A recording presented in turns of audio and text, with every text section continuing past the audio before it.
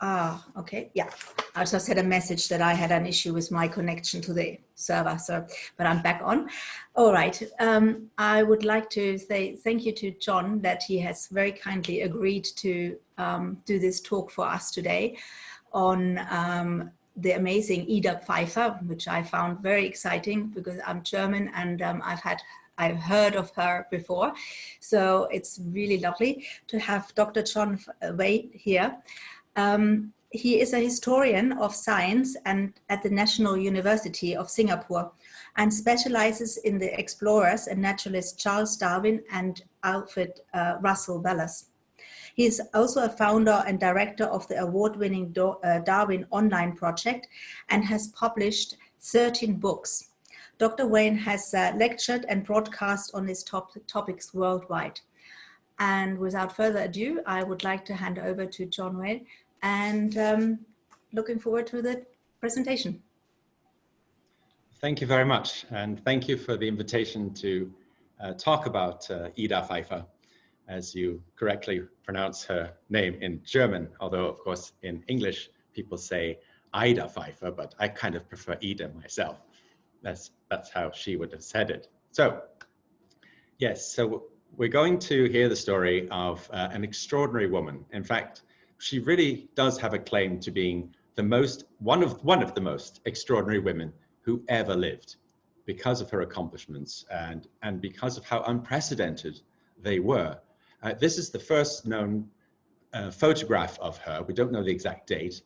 She's wearing a type of bonnet that indicates that she's married. And well, look at her. She's not your stereotypical heroine.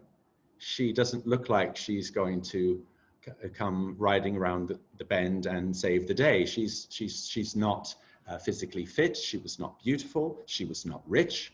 She was not educated. And so she's really the most surprising heroine for an adventure that you can imagine. She was very small, tiny, frail, petite, and she struck all who met her as an extraordinary person who they just could not believe. Now, I've called her the first female tourist, and I've thought a lot about this. I've read a lot about this. The word tourist was just coming into use about the time that she started to travel. Before that, people used the word traveler. The word tourist is comparatively new. And a tourist, what is a tourist? A tourist is someone who travels for pleasure.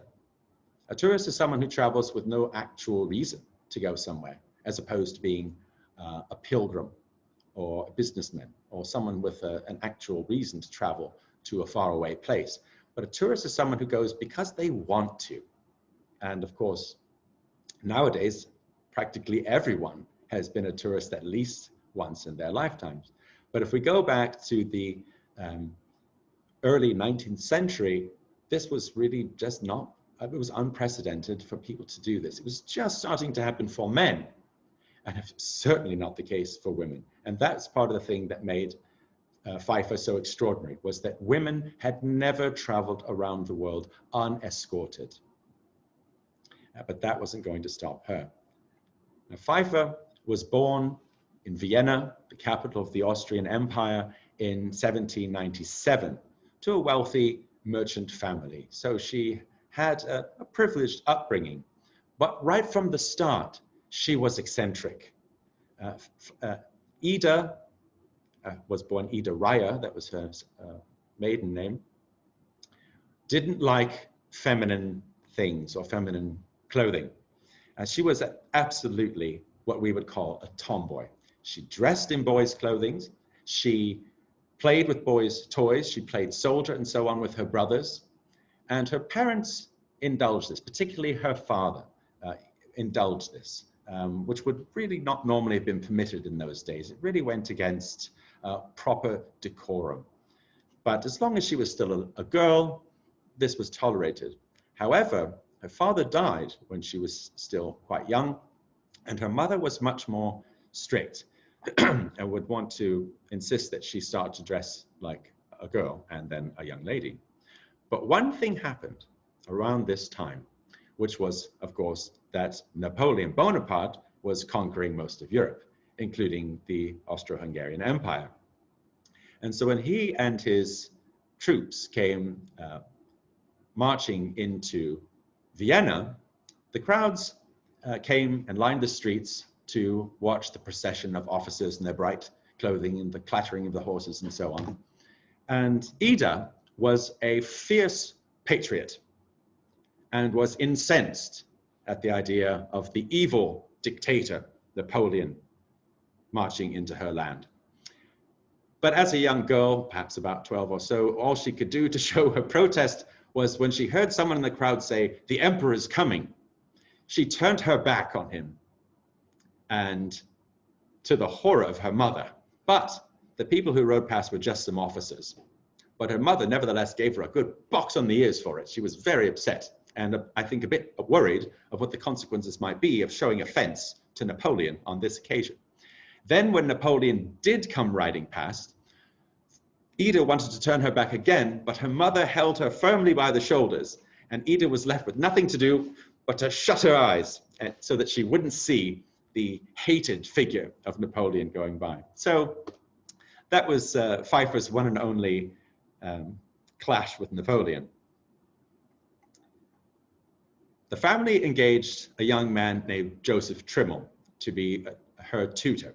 He taught her geography and the feminine arts. Now, this is how she made the transition from being a tomboy to a person who dressed like a normal female of her social rank, because she eventually had a crush on Trimmel. By the way, this is not a painting of Trimmel. This is a man from the same period. He's actually much better looking than the real Trimmel, but bear that in mind. But she had a crush on him and would do all sorts of things for his sake that she would never have done for her mother or others. So she began to wear dresses.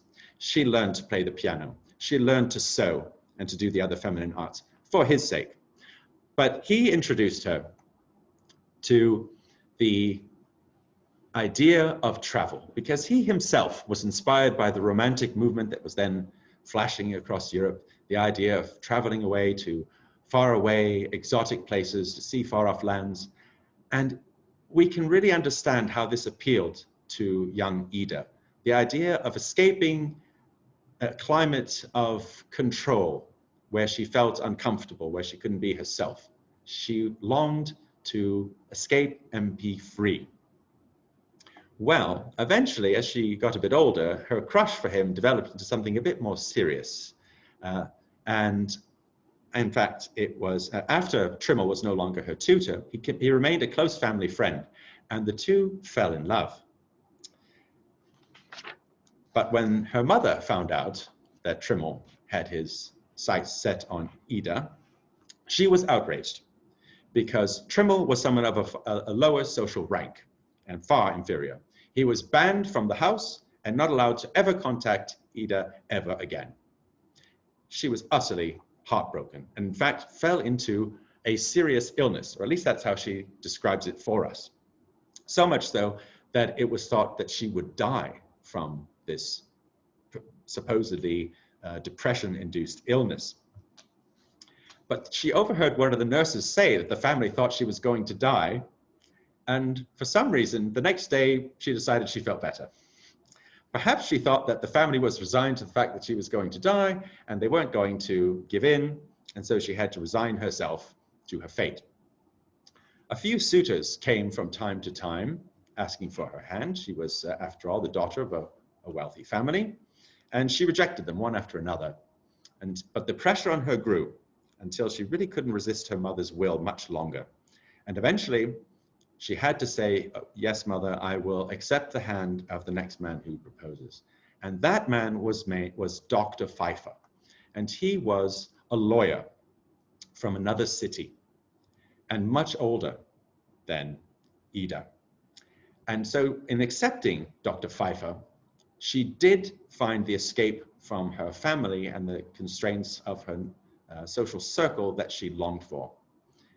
So she moved to Lemberg with Dr. Pfeiffer and bore him 2 sons. But the marriage was not a happy one. And Dr. Pfeiffer, through a complicated series of events, lost his job and lost some of his savings. And so they fell on very hard times. But Ida Pfeiffer was too proud to tell her family or to seek any help. And so for many years, she suffered bitterly from the privations of poverty, while at the same time keeping it secret. She did things like giving piano lessons and did other odd jobs to make money in order to feed her sons. But she tells us that on some days she could feed them nothing but bread. But these hard times actually were good preparation for her later career as a traveler in the rough.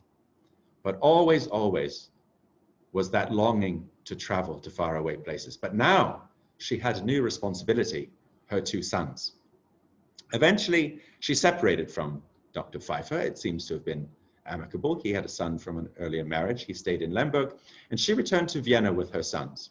And she saw to their education. And eventually, when her mother died, she inherited a little bit of money, and so wasn't in quite the poverty she had been before. As her sons grew older, they made a couple of trips together. One of them was to Venice. And on one of these occasions, she returned home alone. And this is where she perhaps realized that she could do it herself. She could travel alone on her own. So when her sons were both finally gainfully employed, she felt that her responsibility as a mother and a housewife was completed, and that she was now free to pursue her dreams, even though this was considered by everyone she knew to be impossible. And she dared not actually say what she had in mind, because people might have tried to stop her. So she had in mind to travel to Jerusalem, the Holy Land. But no one would have let her go if she had announced what she was doing. So she secretly got her passport, and she told her friends and relations that she was going to travel to Constantinople, which was about half the distance, and would be on regular steamship companies that traveled down the Danube from Vienna. It was very unusual, but it could be done. And so that was the beginning in 1842, at the age of 44, her first journey alone. And you can see on the map there, the route of her journey through the Black Sea to Constantinople. And ultimately, she made her way via more ships and so on to Jerusalem. This is a painting of Jerusalem at exactly the time, because this man, the artist Hubert Sattler, actually was accompanied her for part of her voyage. So she had made acquaintance with a few European men of course, because all the travelers were men. And they told her that they wanted to visit the nearby ruins of Bursa, which was not that far away. And they asked if she would like to accompany them. But they warned her, it's going to be very hard riding to get there. And Pfeiffer, and here we see her character from the start, could not resist. Of course she wanted to come. What she neglected to tell them, what she kept secret, was she had never ridden a horse in her life. So when they got there and mounted their horses and so on, she held back to let the men ride forwards so that she could try to learn how to ride a horse for the first time behind them, almost falling off several times. It was very difficult, but she found that she could manage it. And this is pure Pfeiffer. She would be told again and again that something was impossible, she couldn't do it, and perhaps she never had done it, but she would do it anyway. And more often than not, she managed to pull it off. As far as the sites were concerned in Jerusalem, which were all, of course, put forward as genuine holy sites, and she was supposedly a pious Catholic, her descriptions in her book are all very cynical, saying, we were showed the place where this supposedly happened, and so on and so on. She doesn't seem to have believed any of it. Another one of the excursions they made was to the remote monastery of Mar Saba, as you can see here, again, from contemporary illustrations from one of her fellow travelers. When they reached the monastery, which has a strict rule of no women, the gates were open to allow the travelers to enter and spend the night. But when someone saw a lady was present, the gates were slammed shut in her face. Later, a man came out and escorted her to a special building, a tower, which you can see in both drawings on the slide. And a ladder was put at the base. She was led up the ladder. A door was opened. She was taken inside, up another ladder, to a room at the top of the tower, and locked in. And it's called the Ladies' Tower. For like, the accommodation, if there ever was any female pilgrims, they would be accommodated well away from the monastery. Nevertheless, she took it very well and just laughed about it, and the following day their journey carried on. Later on, traveling again by herself, she made her way to Cairo, and on one of the small sailing vessels that she was on, a Greek sailor observed her brushing her teeth, something he had never seen anyone do before. And when she put her toothbrush down, he walked over and picked it up, looked at it and tried it out himself, gave himself a good little brush, looked at it and nodded at her with approval, that, ah, yes, very good. So I can only hope she had a spare. I would certainly want one. When she arrived at Cairo, the travelers were swarmed by mule drivers, muleteers, begging for a fare and to carry the travelers' bags and so on. And here she was accosted by people who would not take no for an answer. And she showed her true mettle, because she essentially threatened the drivers to leave her alone and not try to cheat her, as they were trying to do, by brandishing her riding crop. And she's surrounded by men whose language she does not speak, all by herself, this frail lady, brandishing a riding crop, telling them to stand down. And eventually, despite their screaming and yelling, they did, as did the captain of the ship, who tried to cheat her out of a tip. She took the money back from him and simply crossed her arms and waited for him to stop shouting. And according to her own account anyway, she thus won the argument. She then wanted to take an excursion across the desert to the other side. And the only way to do this was by camel. So she got some help, and this is an actual illustration of her on this little voyage. She had two camel drivers and camels, and was taken across the desert overnight, all by herself, an experience she'd never had before. It was extremely arduous. But she managed to get across, have a view, and then to ride back. But again, they didn't want to obey her. She thought because she was a woman, because she wanted to stop for a rest, and they refused. So she simply stopped herself.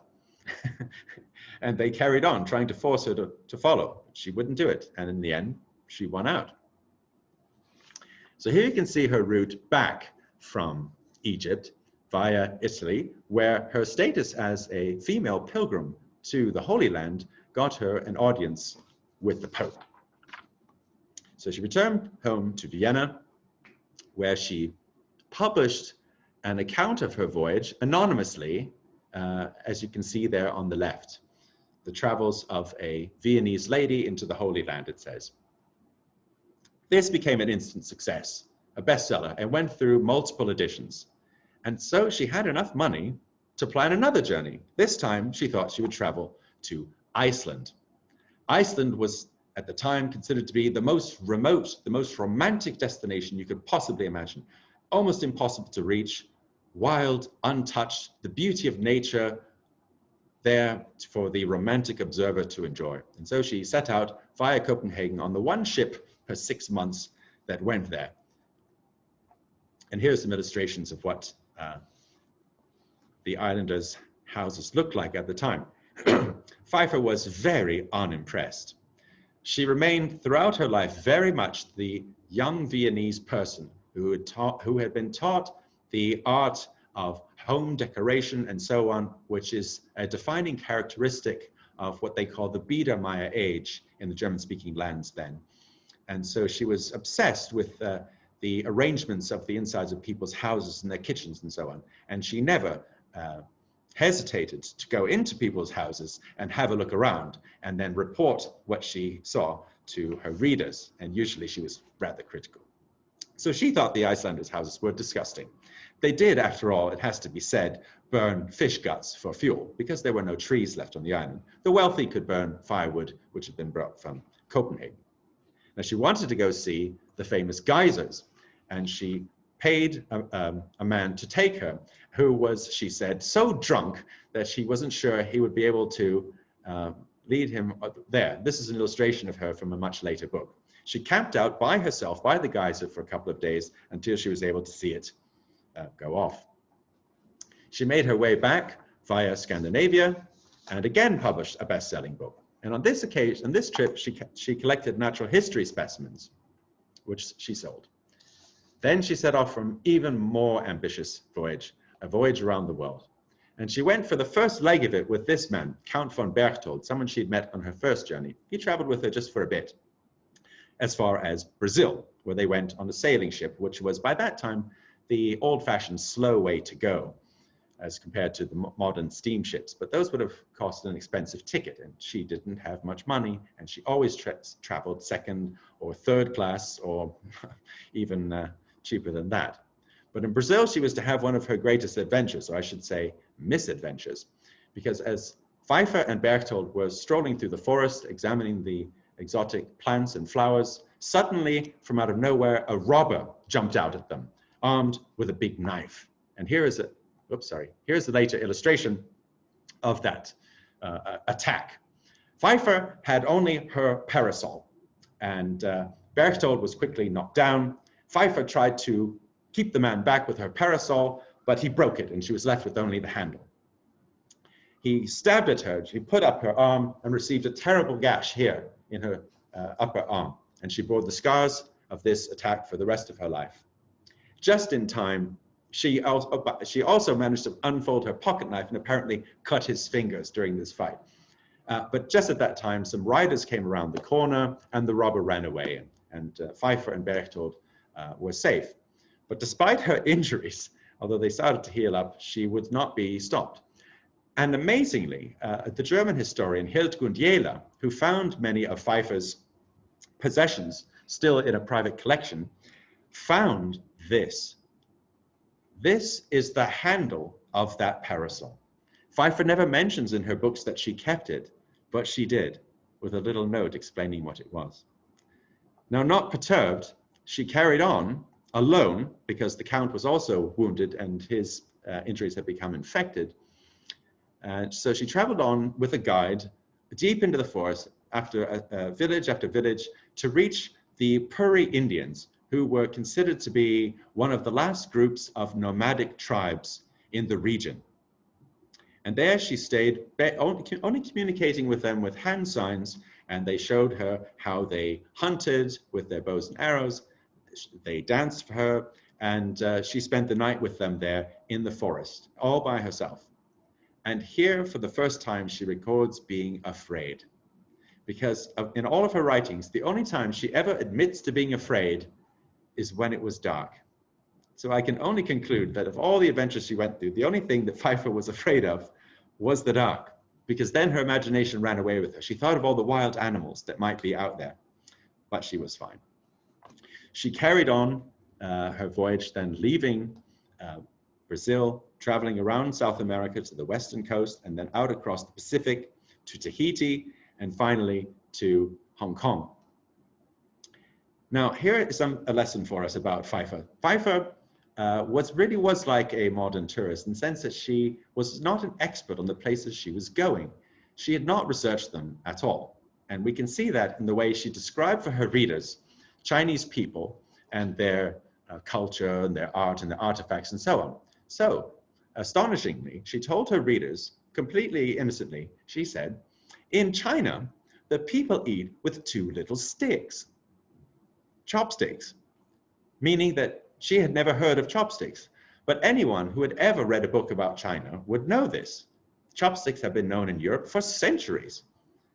So her traveling really was off the cuff, and as people do nowadays to get to the next tourist site and take a selfie and move on, she was rather similar in that she would get to see the remote place, the remote temple or the ruins or the city. She'd seen it and she was instantly ready to move on. Now, to get from Hong Kong to Canton, she could have taken the regular expensive form of transportation that Europeans took, but that, of course, was never her way. She insisted instead to take a local Chinese junk.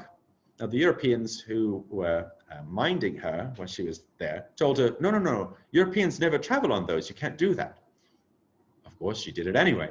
And she made great friends with the other passengers. And some ladies on the junk gave her a wooden headrest on which to sleep and served her cups of tea, which she described with astonishment contained no milk. After leaving China, her next stop was going to be Singapore. But this time, things weren't going to be so simple because there were no budget vessels traveling to Singapore. She had to take the official P&O line steamer, the British company that ran a steamer between Hong Kong and India. And she asked to pay third class. And the man at the ticket office was shocked and incensed and refused to sell her one. He told her that respectable people do not travel that way. And she was very angry. She said, well, so much for British freedom and liberty. So all she could get was a second class ticket. And she described that she had never paid so dearly for a passage on a ship and in such miserable conditions. The second class passengers had barely any place to sit or rest or sleep. And the food they were given was simply the leftovers from the first class dining saloon. Nevertheless, when she arrived in Singapore in 1847, she was listed, as you can see, in the newspaper. There you see Mrs. Pfeiffer. But actually, only first-class passengers were listed in the newspaper. So the newspaper assumed that this European lady who disembarked was a first-class passenger. She wasn't. She stayed with some German merchants who facilitated her travels around the island, and she did more collecting of insects and so on. She observed the Lantern Festival, which she described in great detail for her readers, and her European friends took her on a hunting expedition into the interior of the island. This is an illustration from the Dutch translation of her book, describing one of her stories, or sorry, illustrating one of her stories, which she described, again, slightly melodramatically, of a giant snake that was almost attacking the party in their boat, and that it was eventually conquered with the mere use of a gun. So they won. But anyway, she had a tendency for the sensational. After leaving Singapore, again, on budget tickets and sometimes free tickets, she made her way all the way to Calcutta, where again she stayed with some European families and saw all that she could, but then decided she wanted to set off on an extremely ambitious voyage to travel all the way across India alone, from east to west. Along the way, she met some European gentlemen who invited her to join them on their elephants for a tiger hunt.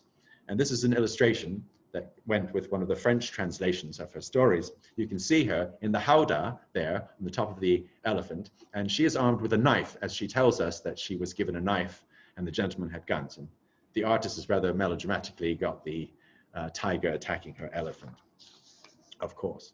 So she made her way all the way across northern India, as you can see on the map, always using local transportation and traveling perhaps with just one guide or one servant. It was an extraordinary voyage, and she saw the ruins of the Ellora caves and many other things. And at one stop along the way, an English officer had sent along a tent and some servants to give her a rest during one of the stops along her long journey. And as she went into the tent and lay down exhausted to rest, a woman came in and, to her shock and horror, began to touch her. The woman began to, she said, press and knead my flesh. And the woman, when she tried to protest, the woman reassured her, no, no, it's all right, this will be good for you. She was in fact receiving a massage, something she had never heard of. And she told her readers, actually, after a while, it was quite relaxing and rejuvenating to my tired muscles. After leaving Bombay on a ship where she got a free passage from the captain, she was taken all the way to Baghdad. And here she bought some local female clothing so that she could pass somewhat less notice as a foreigner, and again began to inspect the houses of local people. She was, well, we would say a bit nosy. She really wanted to get inside and see people's domestic arrangements and then report on them to her readers. After this, she planned her most extraordinary feat so far, which was to cross the entire Middle East alone with just a guide who did not speak her language. And here you can see all the way to the what is now Georgia. She traveled with camel caravans, and along the way she was nearly robbed, nearly killed, and always somehow managed to escape. She suddenly appeared at a place called Urmia at the residence of some American Christian missionaries. She arrived in the middle of the night. No one knew about her coming. The servants ran upstairs and told her, "Sir, sir, sir, there is a European lady out in the street." Well, the missionary couldn't believe it. He couldn't believe a European man could show up there in such a remote place where they were. But sure enough, there was indeed a European lady outside. It was Pfeiffer. She stayed with these missionaries for a couple of days and told them her story about her travels, about her collections of butterflies and beetles and so on. And she recounted that story of the robber in Brazil. Now, these missionaries later wrote a lengthy letter to an American newspaper telling the story of this extraordinary lady. And according to them, Pfeiffer said that she cut off 3 fingers of the robber with her knife. She doesn't say so in her book, by the way. So perhaps she did have a tendency to tell tall tales once in a while. Once she entered Georgia, she had another, another close call when the caravan she was traveling with was near a road and a coach rattled by and suddenly screeched to a halt. A large Cossack leapt out of the carriage, grabbed her, and dragged her into the carriage, and they went off again. She was thrown in prison overnight. They were suspicious she was some sort of spy or something. They demanded to see her papers. And in French, she told them that her papers were back at the caravan. They refused to believe her, and they refused to even let her sit down. She was treated very brutally. But in the morning, her papers were found to be in order. She did have permission to travel there. And the guards simply laughed at her rather than apologizing. Well, she was obviously quite incensed, but like all good travelers, she could take revenge by writing about what horrible people they were in her book when she got back. Although I suppose most people nowadays would do that on Facebook or Instagram, but it's the same thing. So she returned to Vienna in October 1848, and she had become the first woman ever to circle the world alone. And by this time, she had seen more of the earth than any woman who had ever lived. I mean, this is quite an extraordinary achievement. She wrote another book, and this one became by far the bestseller because it encompassed the entire globe and was the first one to be translated into other languages, including English. But she simply couldn't sit still. She wanted to go traveling again. Now, her contacts at the Royal Museum of Vienna applied for government funding to help her on her next voyage on the basis that she had brought back archaeological, ethnographic, zoological, botanical, and mineralogical objects of great rarity. And she received a government grant of 1,500 guilders to, quote, for her future travels for scientific purposes. Now, this shows you how people viewed the purpose of her travels and how she represented them, because she did begin to collect more and more extensively. And this not only helped pay her expenses, but also she was clearly, as an amateur, very much a naturalist and someone who really loved nature. She tells us again and again that she was never happier than when she was in a place like the forests of Singapore, staying in a little cabin and able to go out and collect in the forest all day long. That is what made her happiest. That and seeing something that no European had ever seen before. That was always what most drove her. So of course, she set off now on another voyage. In 1851, she set out to circle the globe again. On the screen there, you can see her passport from the time. Along the way, she went through London, and it just so happened that she was there for the grand opening of the Great Exhibition of 1851. And in this colored lithograph of the event, of the opening of the exhibition by Queen Victoria, Ida Pfeiffer was present. She had received, again, a free ticket by the Austrian ambassador because of her fame. Now, she traveled via South Africa and returned to Singapore again, not sure where she was going, but she received, again, a free ticket for the voyage from South Africa all the way to Singapore. The captain only charged her board. So she sent back in November another case of specimens to Vienna. These included things like a black and white caterpillar, which she found, or some seaweed that she could dry and pack, or a mole cricket that she found, which was unique for almost a century. No one else found the same species that she had. So she discovered many new species for science.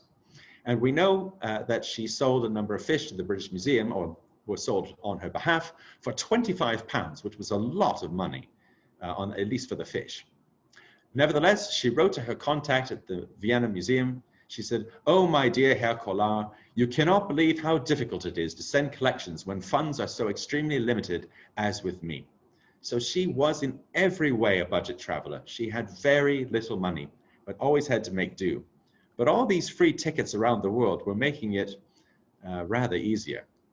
From Singapore, she traveled on to the island of Borneo and the territory of Sarawak, which was then ruled by Sir James Brooke, the so-called White Raja.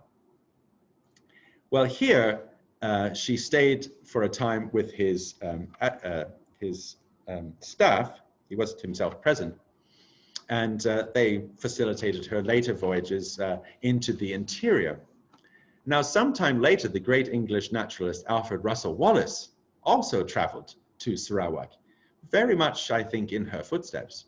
And when he got there, during the conversation, he was told about the famous Madame Pfeiffer, who had visited some time before. And the people there told him that she looked something like Mrs. Harris in Punch. Punch was a satirical magazine published in London. And here is one of the illustrations of Mrs. Harris. This is a character from Dickens. And the magazine Punch used it to make fun of another London newspaper. So Mrs. Harris is shown there in an old-fashioned, oversized bonnet. She is a gossip and a busybody. So being described as being something like Mrs. Harris in Punch was not very polite. And you can get, I think, a sense of how some of the men who saw her traveling, how they reacted and how they treated her. I mean, they were very polite to her face, but this gives us an idea of what they said privately, because Wallace mentioned this in a letter to his sister. That's how we know about this. But Pfeiffer herself boldly insisted on traveling on into the territories that were outside Sarawak itself, outside the control of Sir James Brooke. And here's an illustration from the front of one of her books showing her crossing a Dayak bridge in Borneo. Now, she stayed with the native peoples, the Dayaks, in village after village. But Dayak villages are very unique. Instead of being a collection of houses, they are one enormous longhouse up on elevated stilts.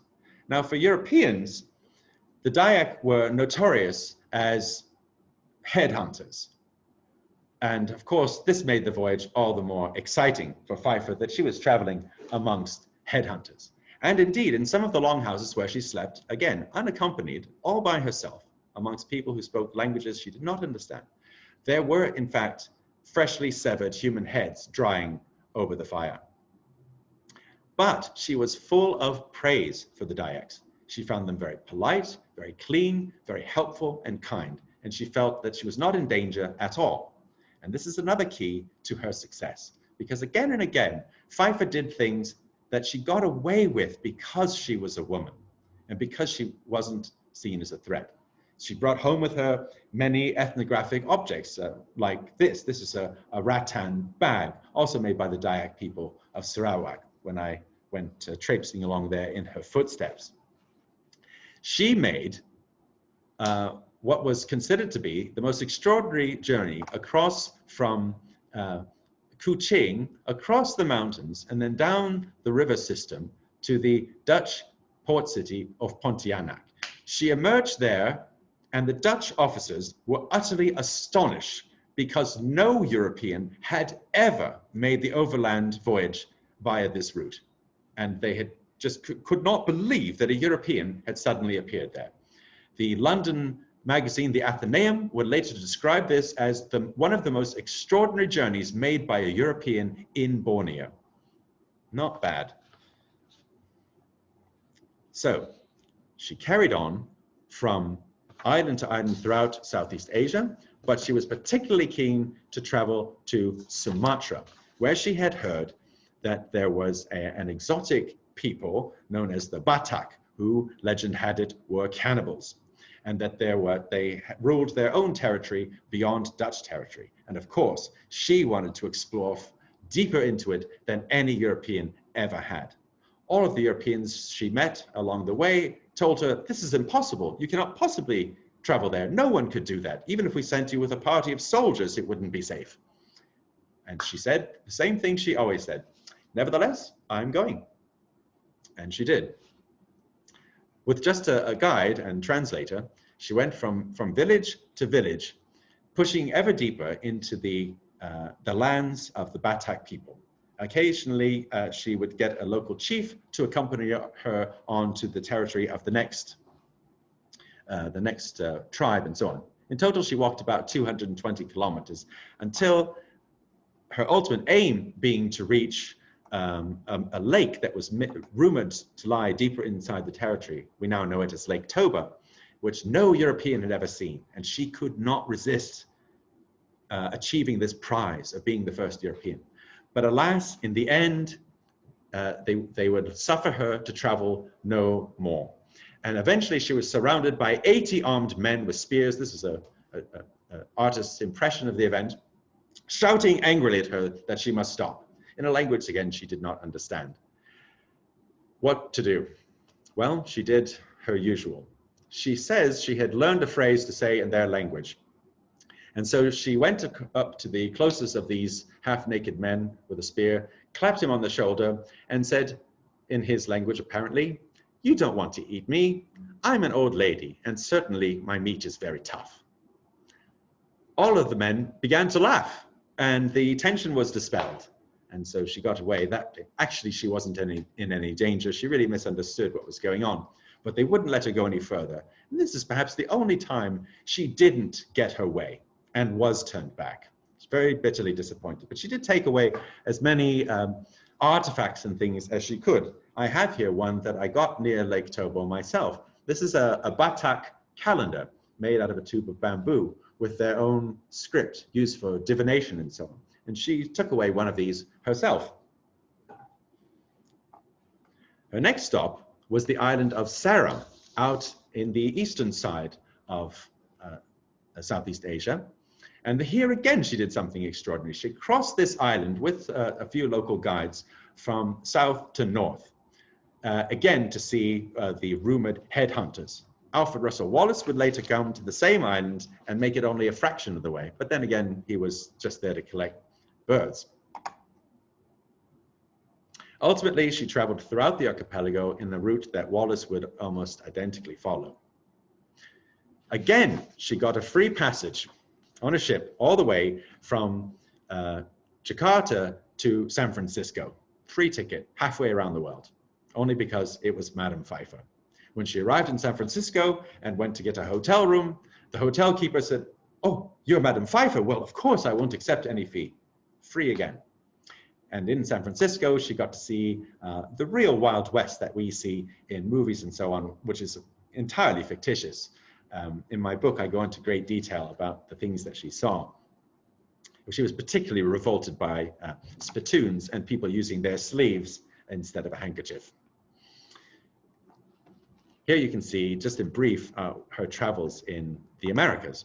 In Ecuador, she fell off a boat in a river and nearly drowned because she could not swim. And the other people in the boat didn't seem to realize that she was in danger. And as she spluttered in the river, eventually someone thought they might as well pull her out. So once again, she escaped death. In the Andes, where she wore this dust mask, she saw the eruption of a volcano and traveled in the footsteps of her great hero, Alexander von Humboldt. On again she went, this time to New Orleans and traveling up the Mississippi in steamships.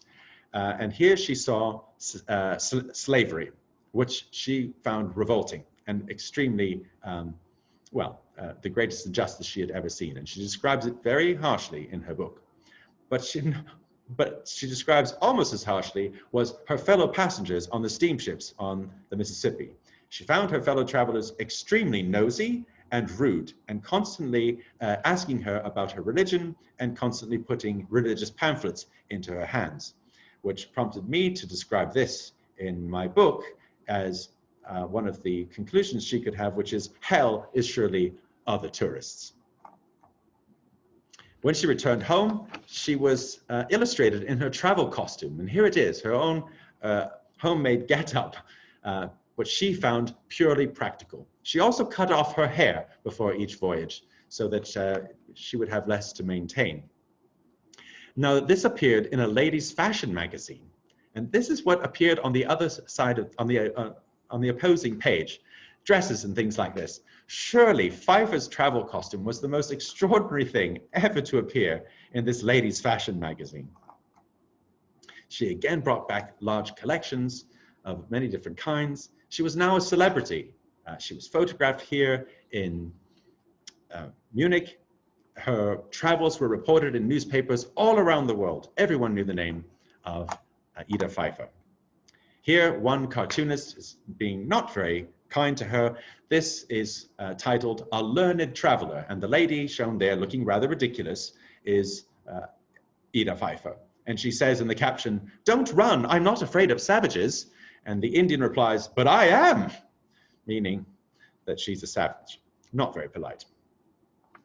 Her final journey would be to Madagascar. She was warned against this, saying it was impossible to go there, but as usual, she would not listen, she would go.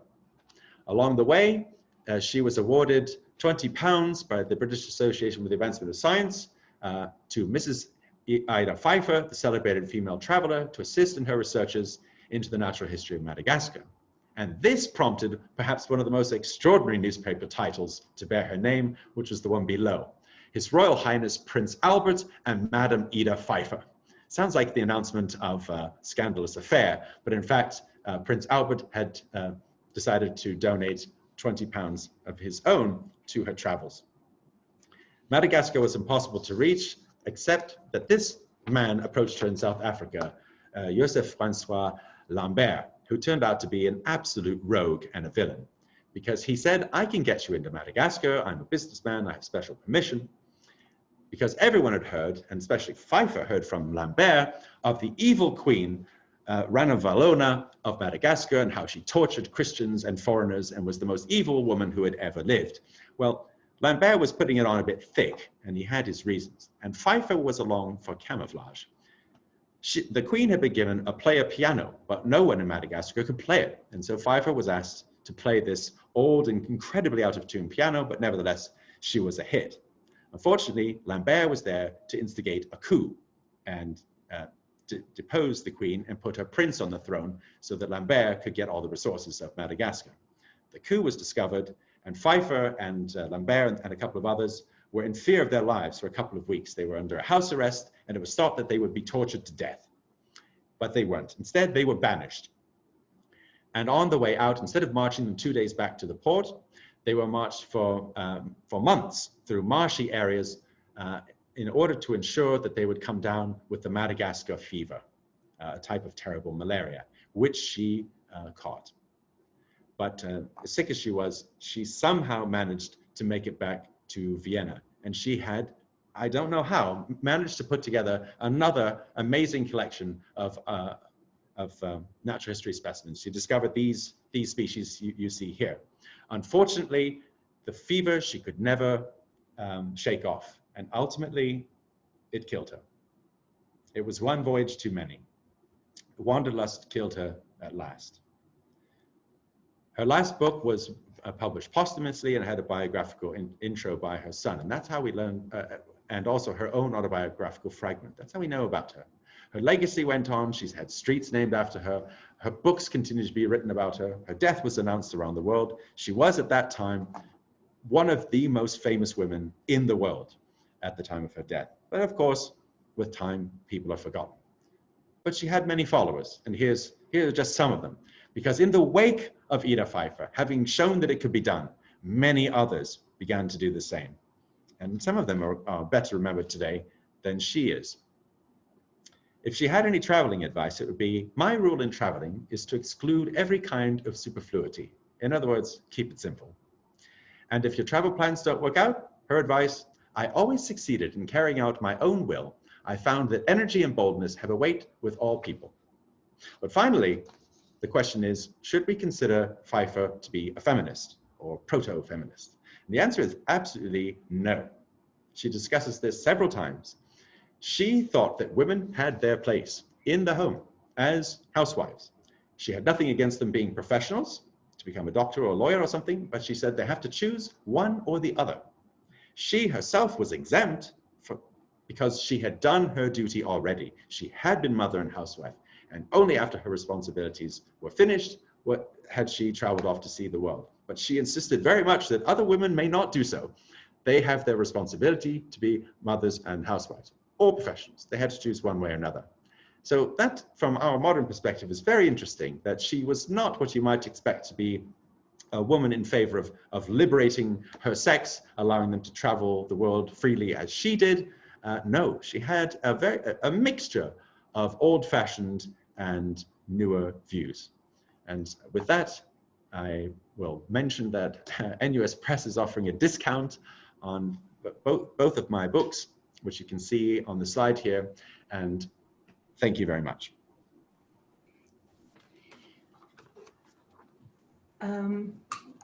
Thank you very much. It's a wonderful, was a fantastic presentation. It really took us around the world, and I'm very envious in a way, because despite the hard troubles she had, she saw so many things in a way we are unable to do today. So it's really exciting. And we did have a presentation on Marianne North a while ago. And this was also very informative because she also came to Singapore. So it was lovely. I have a question. Do you think that she was aware, she read the Humboldt accounts? Did she read them beforehand, or? Yes, she had, because Humboldt had already been one of her heroes as a model of a heroic, romantic era traveler. In fact, she later met Humboldt, who by the time they met in Berlin, she was so famous, he was hugely enthusiastic and said, Madame, you have done the impossible. And he mentions her a couple of times in his publications. They are cited in my book, Wanderlust. Oh, perfect. Wonderful. And the other question which I have is, the Ida Pfeiffer, she collected a lot of artifacts. Are they anywhere on display? Yes, they are. Some of them are on display in the Natural History Museum in Vienna, and they have many more that are still in store. And there are also other specimens by her in the Natural History Museum in London and elsewhere. So her collections were very rare and valuable, and often the first artifacts of their kind, because she went to so many places that no European, or certainly no collector, had visited before her. And so her objects have survived, yes, very well in collections to this day. Oh, okay, great. So we all have to go to Vienna if we can. Okay, so okay, Cecile is asking, what sources did you use? Well, the first source to use was, of course, Ida Pfeiffer's books themselves, but and all of the German literature that's been written on her. Mm. But of course, it was necessary to go beyond that. I needed to add something new. And so, of course, I read all of the accounts I could find of the places that she went from the time in order to fill in the context of what those places were like. Then I tried to find any accounts where she was mentioned by people in the places where she went. And I found many of them that were not previously known. like the example I gave you of the Christian missionaries in Urmia. And there are many others. When she was traveling in Calcutta, the local administrators were very critical of what she had to say in her book when she got home, because they thought she doesn't know what she's talking about. How dare she write about a place that we know so much about? We are the experts and so on. She often faced that reaction. But yeah, that was what helped really round off the book, was to not just have her own statements, but to have what other people said about her voyage. So there are many interviews with her, especially in America, where she was interviewed for the newspapers and so on. So you can get descriptions of what she looked like, how tanned she was, how weather-beaten from all of her travels, what her large straw hat looked like, and so on. So you can get so many details that she herself doesn't provide, that were written by other people. Because she didn't think it was very important on what she looked, or what it was her story, right? The travel story. No. It's not that. I mean, she does just tell us what she looked like once or twice, but no one records every detail about themselves. And there will always be some things that an observer will write down about you that you wouldn't have thought of writing yourself. So she describes that she wore a hat from Bali, which is what she wears in that drawing I showed, even though she never went to Bali. So I'm not sure why she says it was from Bali. And she describes her clothing and so on. But yeah, the description of her skin and her stature and so on, and the way she spoke. The newspapers in Berlin, of course, described her Viennese accent and so on. So you always get more information, the more sources you can draw on. Very nice. Right. I think that is, there are no more questions coming up. If there are, I will pass them on. But I would love to say thank you, because it was an extraordinary presentation, and I really enjoyed following Ida Pfeiffer and you through the Wanderlust. Which is, I personally am a part of the study, the Friends of the Museum study group, travel group, sorry, and I love traveling. So this is really exciting for me to listen to this and see how people traveled. Cecile, do you want to unmute yourself? And Hi. Hi, Gisela. Hello, John. Thank you very much for this very, very interesting lecture. Indeed, she started off as a very ordinary woman, but she ends up being incredibly extraordinary. And I really enjoyed the book and the talk. And if any of you FOM members are interested to continue this adventure with Ida and John, I invite you to attend our book group on Wednesday, 9th of September at 7 p.m. And we will discuss Wanderlust, the book that John has written on the life of Ida Pfeiffer. So we will talk about the book, and it also will be an opportunity for us to talk about our own traveling experiences, what it is to be a female traveler in the past, but also today, to talk about other female travelers, about women who've written about their travels, and really to talk about all these experiences which we cannot do at the moment. So please do join us on Wednesday, the 9th of September at 7 p.m. And to sign up, go on to the FOM website, members activities, Asian book groups, and just sign up. Thank you. great. Thank you very much. There's the information on our book club exciting adventure. So once again, thank you very much, John. It was a lovely talk you gave on Ida Pfeiffer, on the sensational woman, and the way it. I feel sorry in a way, because on a Zoom talk you don't see us smiling and being happy when you make this little comments about, for example, the umbrella or the snake or other things, which you would have the reaction in an auditorium, which we would have normally had the presentation in Singapore.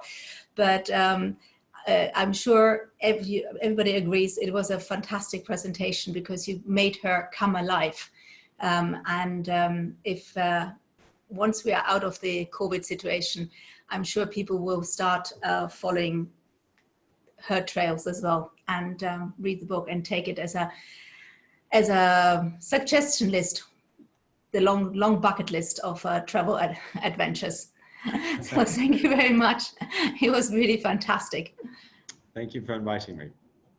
Well, we'll love having you. I think you did do a talk before on Ida Pfeiffer for Monday morning lectures, if I remember rightly, for the Friends of the Museum. And I'm definitely looking forward to getting the book and joining the book club and having more in-depth questions on the book. Thank you.